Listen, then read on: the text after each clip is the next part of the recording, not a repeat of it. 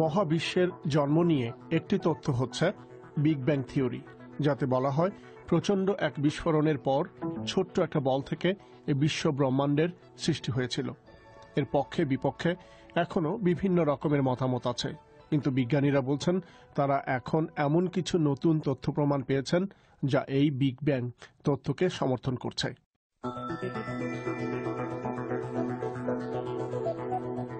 প্রথম কিছু সেকেন্ড যখন ইউনিভার্সটা তৈরি হয়, তার প্রথম কিছু সেকেন্ডে কিভাবে ইউনিভার্স সাইজ বলের মধ্যে কিভাবে রিয়াক্ট করত, সেইটা এই পরীক্ষাটা, এই গ্র্যাভিটেশনাল ওয়েভস এর পরীক্ষা।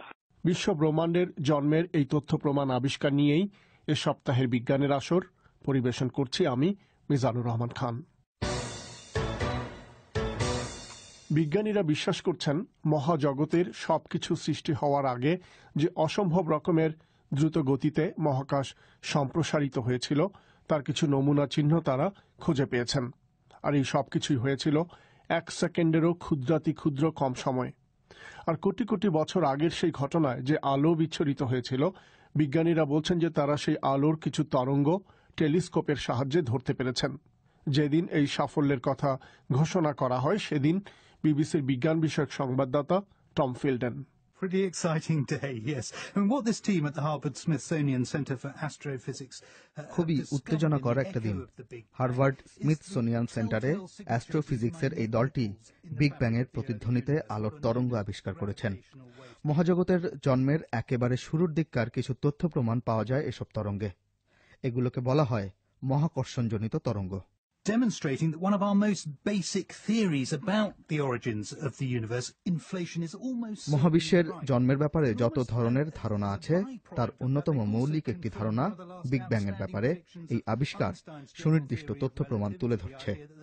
এটা প্রমাণ করছে যে মহাজগতের সেই সম্প্রসারণ অনেকটাই সঠিক। বিজ্ঞানী আইনস্টাইন আপেক্ষিকতার বিষয়ে যে তত্ত্বের কথা বলেছেন, এর মধ্য দিয়ে সেটাও কিছুটা প্রমাণিত হয়েছে। বিজ্ঞানের এই আবিষ্কার নিয়ে ইতিমধ্যেই বহু কথাবার্তা শুরু হয়েছে। কোনো কোনো গবেষক বলছেন এটা এমন এক গুরুত্বপূর্ণ আবিষ্কার যে এর জন্য বিজ্ঞানীরা নোবেল পুরস্কারও পেতে পারেন। আমেরিকার একদল বিজ্ঞানী এই প্রকল্প নিয়ে কাজ করছেন, যার নাম বাইসেপ 2। পৃথিবীর দক্ষিণ মেরুতে আকাশের ছোট্ট একটা অংশে তারা টেলিস্কোপের সাহায্যে নজর রাখছেন। তাদের উদ্দেশ্য হচ্ছে মহাজগতের সেই সম্প্রসারণের সময়কার অবশিষ্ট কিছু চিহ্ন খুঁজে বের করা। এই সম্প্রসারণের ঘটনা ঘটেছিল 1 সেকেন্ডের ট্রিলিয়ন ট্রিলিয়ন ট্রিলিয়ন ভাগেরও কম সময়ের মধ্যে। বিবিসির বিজ্ঞান বিষয়ক সংবাদদাতা ডেভিড সুকমান এই প্রকল্প ব্যাখ্যা করতে গিয়ে বলছেন এটা একটা যুগান্তকারী ঘটনা। For decades, the idea of a Big Bang giving birth to the universe has been a theory with no hard evidence of exactly how this worked. মহাজগতের জন্ম সম্পর্কে বিগ ব্যাং ধারণার কথা বলা হচ্ছে গত কয়েক দশক ধরে, কিন্তু এটা ঠিক কিভাবে হয়েছিল সে সম্পর্কে সুনির্দিষ্ট কোনো তথ্য প্রমাণ ছিল না। কিন্তু আমেরিকার বিজ্ঞানীরা এখন এই বিশ্বের আলোক শক্তিতে এমন একটি প্যাটার্ন আবিষ্কার করেছেন যা এই বিশ্বের জন্মের শুরুর দিকের চিহ্ন বহন করছে। আলোর এই ঢেউ সেই সময় তৈরি হয়েছিল। প্রাথমিক সেই বিগ ব্যাং বিস্ফোরণের পর ছড়িয়ে পড়ে এই আলোক তরঙ্গ। এই কারণেই সৃষ্টি মহাকর্ষণের, যার ফলে এই সৌরজগতে নক্ষত্র, গ্রহ সবকিছু একটা আরেকটাকে টেনে ধরে রাখছে। এই বিশ্ব ব্রহ্মাণ্ড কিভাবে তৈরি হয়েছে, আমরা কিভাবে বর্তমান অবস্থায় এসেছি, এই গবেষণা সেটা বুঝতে আমাদেরকে সাহায্য করবে।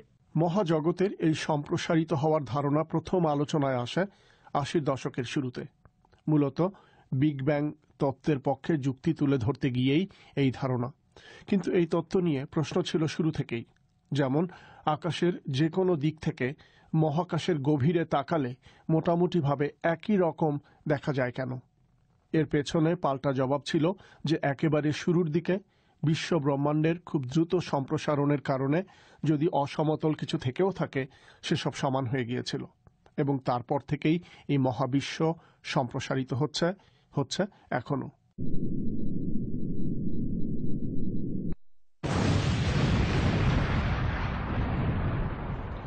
আমেরিকার বিজ্ঞানীরা বলছেন যে তারা এখন সম্প্রসারিত হওয়ার কিছু তথ্য প্রমাণকে ধরতে পেরেছেন। তারা এর নাম দিয়েছেন বি মোড পোলারাইজেশন। বলা হচ্ছে যে বিস্ফোরণের পর মহাকর্ষণজনিত শক্তির কারণেই মহাবিশ্বে এই আলোর তরঙ্গ সৃষ্টি হয়েছে, যা ধরা পড়েছে বিজ্ঞানীদের টেলিস্কোপে। গবেষণার ফল তুলে ধরতে গিয়ে আয়োজিত এক সংবাদ সম্মেলনে এই প্রকল্পের প্রধান প্রফেসর জন কোভাচ বলছেন, এর মধ্য দিয়ে পদার্থবিজ্ঞানের নতুন একটি জানালা উন্মোচিত হয়েছে। মহাবিশ্ব সৃষ্টির একেবারে প্রথম মুহূর্তে অবিশ্বাস্যভাবে ঠিক কি ঘটেছিল এখন তার কিছুটা হলেও নিশ্চিতভাবে জানা সম্ভব হতে পারে। কিন্তু বিজ্ঞানীরা এত বিলিয়ন বিলিয়ন বছর আগের বিস্ফোরণের আলো কিভাবে দেখতে পেলেন জানতে চেয়েছিলাম যুক্তরাষ্ট্রে ন্যাসার মহাকাশ বিজ্ঞানী ডক্টর অমিতাভ ঘোষের কাছে। এই প্রশ্নটা শুরু হয় অনেক অনেক বছর আগে। মহাকাশে যেই জিনিসটা যত দূরে সেই জিনিসটা আমাদের থেকে ততই জোরে সরে যাচ্ছে। তার মানে একটা বেলুনের মতো, একটা বেলুনে যদি আপনি দুটো স্পট আঁকেন, বেলুনটা যেমন এক্সপ্যান্ড করলে বেলুনের সব পয়েন্ট অন্য পয়েন্টের থেকে দূরে সরে যায়, আমাদের ইউনিভার্সটা ওরকম করে বেড়ে চলেছে। যদি আমরা ক্যালকুলেট করি যে কত রেটে বাড়ছে, সেটা যদি আমরা ব্যাক ক্যালকুলেট করি, মানে পাস্টটা যদি আমরা ট্রাই টু রিক্যালকুলেট, তাহলে দেখা যায় যে 13 or 14 বিলিয়ন ইয়ার্স আগো, মানে 13 পরে 9 অত বছর আগে ইউনিভার্সটা একটা বলের মতো বড় ছিল। তখন প্রথম কিছু সেকেন্ড যখন ইউনিভার্সটা তৈরি হয়, তার প্রথম কিছু সেকেন্ডে ইউনিভার্স সাইজ বলের মধ্যে কিভাবে রিয়াক্ট করত, সেইটা এই গ্র্যাভিটেশনাল ওয়েভস এর পরীক্ষা। হ্যাঁ, তো একটা ওরকম থিওরি ছিল, MIT-র একজন ভদ্রলোক প্রপোজ করেছিলেন যে একটা ভীষণ আর্লি ইন দ্য ইউনিভার্স কিছু সেকেন্ডের ফ্র্যাকশনে একটা ভীষণ ভাবে ইউনিভার্সটা এক্সপ্যান্ড করে। যদি এক্সপ্যান্ড করে তাহলে আমরা ওই কিছু গ্র্যাভিটেশনাল ওয়েভস দেখতে পাওয়ার কথা। তো সেই জিনিসটার একটা সরাসরি অবজারভেশন না, একটা ইনডিরেক্ট প্রুফ পাওয়া যাচ্ছে। তো এই বিশ্ব ব্রহ্মাণ্ড কিভাবে তৈরি হয়েছিল তা নিয়ে একটা থিওরি হচ্ছে যে একটা বিগ ব্যাং থিওরি, যেটা একটা প্রচন্ড বিস্ফোরণের পর এই মহাকাশের তৈরি হয়, যেটা 1 সেকেন্ডেরও কম সময়ের মধ্যে হয়েছে। এই যে আবিষ্কার, সবশেষে এই আবিষ্কার, এটাকে নিশ্চিত করে যে এই বিগ ব্যাং থিওরি থেকেই এই মহাকাশের জন্ম হয়েছে? না, আরো ওপেন কোয়েশ্চেন্স আছে। হ্যাঁ, সবচেয়ে ঝামেলার প্রশ্ন হচ্ছে ওই প্রথম 1 সেকেন্ডে কি আমাদের ফান্ডামেন্টাল ফিজিক্স সেটা কি কাজ করে, নাকি ওই আইনস্টাইনের রিলেটিভিস্টিক ফিজিক্স কাজ করে, সেই জিনিসটা আমরা অত ভালো করে জানি না। আরো ওপেন কোয়েশ্চেন্স আছে। যেমন একটা ওপেন কোয়েশ্চেন হচ্ছে আমাদের ইউনিভার্স কি একটাই, নাকি আমাদের ইউনিভার্সের মতো অনেক ইউনিভার্স আছে যেটা এক্সপ্যান্ড করে আবার কমে যায়। তো এইরকম কটা কোয়েশ্চেন এখন আমরা জানি না যে আমাদের কি করে ইউনিভার্সটা তৈরি হলো, আরো ইউনিভার্স আছে কিনা, যদি আরো ইউনিভার্স থাকে কোনো ওয়ে আছে কিনা, কোনোভাবে আমরা একটা ইউনিভার্স থেকে আরেকটা ইউনিভার্সে যেতে পারি কিনা। অনেকে বলছেন যে এই যে আবিষ্কার, এটা এত বড় একটা আবিষ্কার যে এটা নোবেল পুরস্কার পেতে পারে। এখন এই আবিষ্কার যদি শেষ পর্যন্ত সত্য হয়, যদি তথ্য প্রমাণ সত্যিই হয়, তাহলে ভবিষ্যতের মহাকাশ সম্পর্কে আমরা যতটুকু জানি বা জানি না, সেখানে এই গবেষণার ফলাফল কি ভূমিকা রাখবে বলে মনে হয়?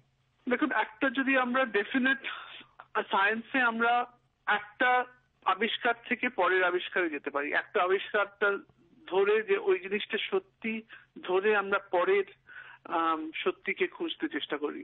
তো এটা যদি হয় তাহলে ধরুন একটা field of astronomy call gravitational wave astronomy, হ্যাঁ, যে গ্র্যাভিটি ওয়েভস এর অ্যানামলিজ ইউনিভার্সে ডিটেক্ট করা, সেটা বোঝাবে যে ওই মানে মহাকাশের ওই পোর্শনটা কিভাবে ইভলভ করেছে। আরো নিশ্চয়ই কম্পিউটার মডেল হবে যে ওই প্রথম 1 সেকেন্ডের কমে কিভাবে, যদি ইনফ্লেশনারি থিওরিটা কারেক্ট হয়, কিভাবে আরো বাকি এভলিউশনটা হলো, সেটা হয়তো আরো ভালো করে জানা যাবে। খুব বলা শক্ত যে ধরুন অ্যাকচুয়ালি কি হবে। আইনস্টাইনের যা প্রেডিক্ট করেছিলেন, যে জন্য নোবেল প্রাইজ পেয়েছিলেন, তার প্রুফ অনেক অনেক বছর পর হয়। যদি বলেন যে এটার পরের রেজাল্টেন্ট সায়েন্টিফিক ডিসকভারি কি হবে, এটা খুব বলা শক্ত। কিন্তু আজকে আমরা যে জানি এই জিনিস, সেই আজকের মানুষের জানাটা পাল্টে দিল। আমি কথা বলছিলাম ন্যাসার মহাকাশ গবেষক ডক্টর অমিতাভ ঘোষের সাথে। In 1981, Alan Guth proposed that the very early universe underwent a period of এই আবিষ্কারে বিজ্ঞানী স্টিফেন হকিং খুবই খুশি হয়েছেন, কারণ তার গবেষণা কাজের একটা বড় সময় তিনি ব্যয় করেছেন মহাবিশ্বের এই সম্প্রসারণের ধারণা বিগ ব্যাং প্রতিষ্ঠা করতে গিয়ে। আর এরই সাথে শেষ করছি এ সপ্তাহের বিজ্ঞানের আসর।